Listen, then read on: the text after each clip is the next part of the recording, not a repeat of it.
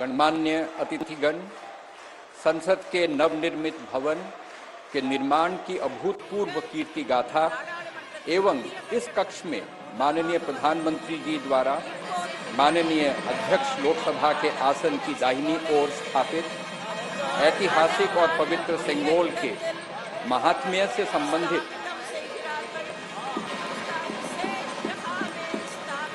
दो विशेष फिल्म प्रस्तुतियां तैयार की गई हैं। पहली फिल्म का शीर्षक संसद का नवनिर्मित भवन तथा दूसरी फिल्म का शीर्षक सेंगोल है। आइए हम इन फिल्म प्रस्तुतियों को देखते हैं।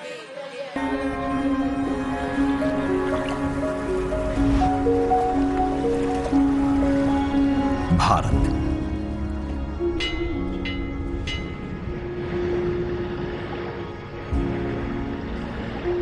विविधता का दर्पण,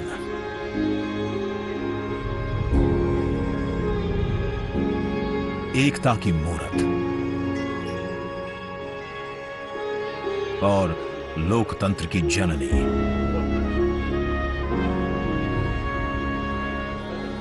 यहां गणतांत्रिक व्यवस्थाओं के उदाहरण हैं वेदों में,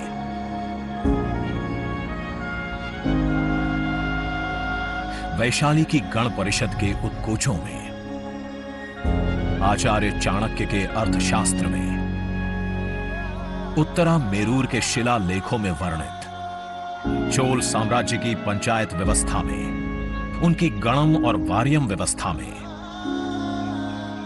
भगवान बसवेश्वर की अनुभव मंटपम की धारणा में। गण, सभा, गणपति, समिति, लोकपाल जैसे शब्द भारत में हजारों साल से अस्तित्व रखते हैं। स्वरूप बदलता रहा, संस्कार नहीं। बदलते समय के साथ भारत बना विश्व का सबसे विशाल लोकतंत्र, जिसका साक्षी बना हमारा संसद भवन। करीब एक शताब्दी पहले 1927 में औपनिवेशिक हितों के लिए यह काउंसिल हाउस बना। देश आजाद हुआ, ये भारत की संसद बनी। यहीं पर हमारा संविधान रचा गया। आज यहीं से लोकसभा के 545 और राज्यसभा के 245 सदस्य भारत के नागरिकों का प्रतिनिधित्व करते हैं। विचार विमर्श की तंदुरुस्त प्रक्रिया से देश को दिशा दिखाती है ये गोल आकार संसद। इतिहास की कई अभूतपूर्व उपलब्धियों का साक्षी संसद भवन। समय के साथ यहां पर्याप्त जगह और सुविधाओं का अभाव होने लगा था। आधुनिक तकनीक का क्रियान्वयन चुनौतीपूर्ण हो रहा था। ऐसे में विगत कई दशकों से कई सरकारों ने नए भवन की आवश्यकता को महसूस किया, पर इसे साकार करने का साहस किया गया माननीय प्रधानमंत्री नरेंद्र मोदी के नेतृत्व में। और 10 दिसंबर 2020 को संसद के नवनिर्मित भवन की आधारशिला रखी गई। 2.5 वर्ष से भी कम समय में 65,000 वर्ग मीटर में फैले इस भवन का लगभग 60,000 श्रमवीरों द्वारा 23 लाख मानव दिवस से भी अधिक सृजित रोजगार से निर्माण कार्य पूरा किया गया, जो अपने आप में कीर्तिमान है। भारतीयों द्वारा भारतीयता के विचार से ओतप्रोत भारत के संसद भवन के निर्माण का शुभारंभ हमारी लोकतांत्रिक परंपराओं के सबसे अहम पड़ाव में से एक है। नए भारत के हर नागरिक की आकांक्षाओं और उज्जवल भविष्य को समर्पित संसद के नए भवन का निर्माण मौजूदा संसद भवन के प्रांगण में ही किया गया है।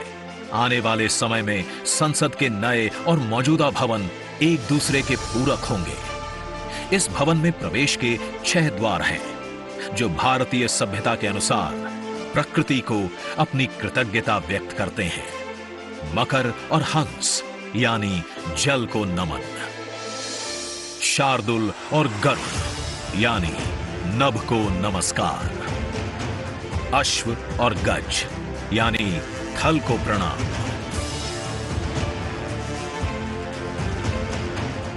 संसद के नए भवन का नया विराट लोकसभा कक्ष, जो राष्ट्रीय पक्षी मोर से प्रेरित है।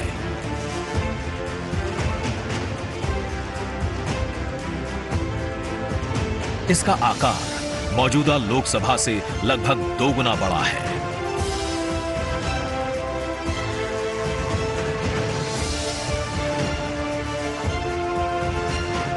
नया राज्यसभा कक्ष राष्ट्रीय पुष्प कमल से प्रेरित है।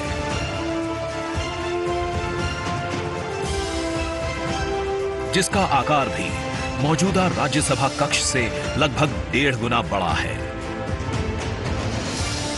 यह भवन देश की जनता को समर्पित है। इसलिए लोकसभा और राज्यसभा में जनता के स्वागत के लिए विशाल दर्शक दीर्घा का निर्माण किया गया है। अत्याधुनिक डिजिटल उपकरण दोनों सदनों की सुविधाओं को नया आयाम देते हैं। यहां सदन की कार्यवाही को विभिन्न भाषाओं में सुना और पढ़ा जा सकता है। सदस्यों के लिए बायोमेट्रिक की सुविधा है। वोटिंग के परिणाम और सदन की कार्यवाही के प्रसारण के लिए विशाल multimedia display, automatic camera control और कमांड सेंटर का भी निर्माण किया गया है। यह नया स्मार्ट भवन पूरी तरह से पेपरलेस है। इस भवन के एक भाग में लोकसभा है, दूसरे में राज्यसभा। और इस भवन का केंद्र समर्पित है हर भारतीय को, जिनके लिए सेंट्रल फॉयर में बना है संविधान कक्ष, जहां वे भारत में लोकतंत्र के अतीत से वर्तमान की यात्रा का अनुभव कर सकते हैं। यहीं भारत के संविधान की डिजिटल प्रतिरूपी भी रखी गई है।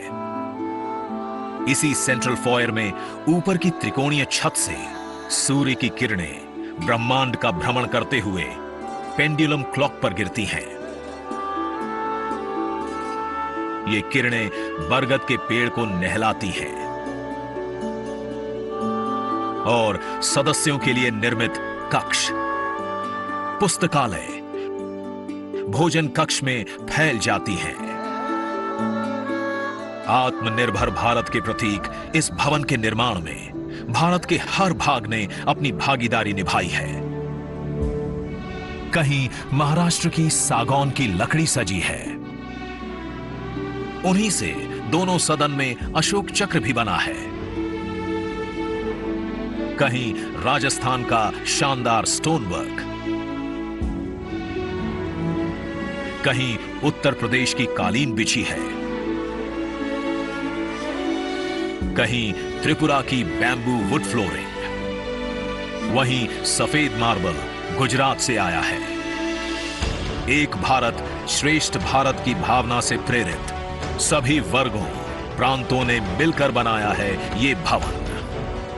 ये भवन इको फ्रेंडली होने के साथ साथ भूकंप रोधक भी है। 1700 से अधिक दरवाजे, खिड़कियां हैं। 3.5 किलोमीटर लंबे बिल्डिंग कॉरिडोर्स हैं। ये भवन विकास और विरासत का अद्भुत संगम है। एक तरफ यहां सुरक्षा और सुविधा के लिए स्मार्ट फीचर्स और स्मार्ट एक्सेस की व्यवस्था है, वहीं भारत की प्राचीन कलाओं का अद्भुत एकीकरण भी है। तो नया भवन आत्मनिर्भर भारत के निर्माण का गवाह बनेगा। पुराने संसद भवन में देश की आवश्यकताओं की पूर्ति के लिए काम हुआ, तो नए भवन में 21वीं सदी के भारत की आकांक्षाएं पूरी की जाएगी। नए भारत के आत्मविश्वास को बढ़ाता, विकसित भारत के संकल्प को गति देता, ये है हम भारतीयों का संसद भवन।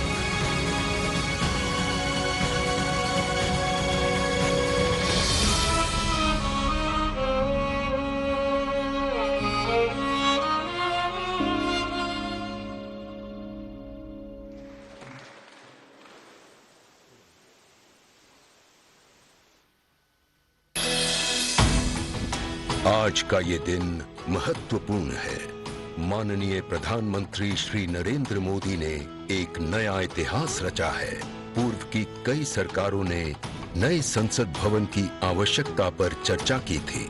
माननीय प्रधानमंत्री ने इस पर विचार किया और नए भारत के निर्माण की अपनी दूरदर्शिता के साथ उन्होंने नए संसद भवन का निर्माण कराया, जो हमारी विरासत और परंपराओं को आधुनिकता से जोड़ती है। साथियों, नए संसद भवन का निर्माण नूतन और पुरातन के सह अस्तित्व का उदाहरण है। ये नई संरचना लगभग 59,000 श्रम वीरों के योगदान से बनाई गई है। माननीय प्रधानमंत्री ने राष्ट्र की ओर से उनका आभार प्रकट किया है। 75 वर्ष पहले की स्वतंत्रता की भावना को पुनर्जीवित करते हुए माननीय प्रधानमंत्री ने आज तमिलनाडु के अधीनमों से सेंगोल को स्वीकार किया है। सेंगोल राष्ट्र के लिए न्यायपूर्ण और निष्पक्ष शासन का स्मरण कराता है। सेंगोल तमिल शब्द सेम्मई से लिया गया है, जिसका अर्थ है नीति परायणता। इसके शीर्ष पर न्याय के प्रतीक पवित्र नंदी अपनी अचल दृष्टि में विराजित हैं। ये वही सेंगोल है जिसे श्री जवाहरलाल नेहरू ने 14 अगस्त 1947 की रात को थिरुवावडथुरई आदीनम से एक अनुष्ठान के माध्यम से स्वीकार किया था, जिसका आयोजन भारतीय सभ्यता के अनुसार किया गया था। उसके बाद इस पवित्र सेंगोल को यथोचित सम्मान और स्थान न मिल सका, जो मिलना चाहिए था। कहानी मुड़ती है तमिलनाडु के कांचीपुरम की ओर, जहां पूजनीय कांची मठ का आसन है। 15 अगस्त 1978 मठ के 68वें प्रमुख परम पावन श्री चंद्रशेखरेंद्र सरस्वती स्वामीगढ़, जो महापेरियवा अर्थात प्रबुद्ध ज्येष्ठ के रूप में जाने जाते हैं, वे सेंगोल वृतांत को स्मरण करते हुए अपने अनुयायी डॉक्टर आर सुब्रमण्यम से इसका वर्णन करते हैं, जिसे उन्होंने अपनी किताब में स्थान दिया है। महापेरियवा ने बताया कि स्वतंत्रता दिवस के अवसर पर सेंगोल ने एक महत्वपूर्ण भूमिका निभाई थी। हमारे इतिहास की किताबों में यह तथ्य अवश्य होना चाहिए था, लेकिन गत कई वर्षों में कहीं भी इसका उल्लेख नहीं किया गया है। एक बार इस अद्भुत संस्मरण के सार्वजनिक होने पर तमिल मीडिया व प्रकाशनों ने इसे अपने संपादनों और वेबसाइटों में वरीयता दी। माननीय प्रधानमंत्री एक परंपरागत प्रतीक की खोज में थे। तत्पश्चात सेंगोल ने उनका ध्यान आकर्षण किया। उन्होंने इसकी जांच करवाई, जिसका प्रमाण मीडिया विश्लेषणों और पुस्तकों में मिला। आखिरकार सेंगोल की खोज पूरी हुई। यह ऐतिहासिक सेंगोल इलाहाबाद संग्रहालय में मिला। ये चोला साम्राज्य से चली आ रही हमारी भारतीय सभ्यतागत प्रथा है। चोला सदियों तक हमारे उपमहाद्वीप के अग्रणी साम्राज्यों में से एक थे। सबसे महत्वपूर्ण बात यह है कि सेंगोल के प्राप्तकर्ता के पास न्यायपूर्ण और निष्पक्ष रूप से शासन करने का आदेश होता है, जिसे तमिल में आणई कहा जाता है। इस विचार से माननीय प्रधानमंत्री प्रभावित हुए। उनके अनुसार जनता के लिए चुने गए लोगों को इस आदेश को कभी नहीं भूलना चाहिए। उन्होंने यह निश्चय किया कि इस अद्वितीय प्रतीक को अमृतकाल के प्रतिबिंब के रूप में अपनाया जाना चाहिए, ताकि राष्ट्र अनंत संभावनाओं से परिपूर्ण रहे। सेंगोल को आज सुबह संसद में उसके सुयोग्य स्थान पर स्थापित किया गया। यह सभी के लिए भारत सरकार के न्यायपूर्ण और निष्पक्ष शासन के अटूट संकल्प का स्मरण कराता है। इस दृढ़ता के साथ भारत विश्व गुरु के रूप में अपना यथोचित स्थान ग्रहण करने की ओर बढ़ रहा है।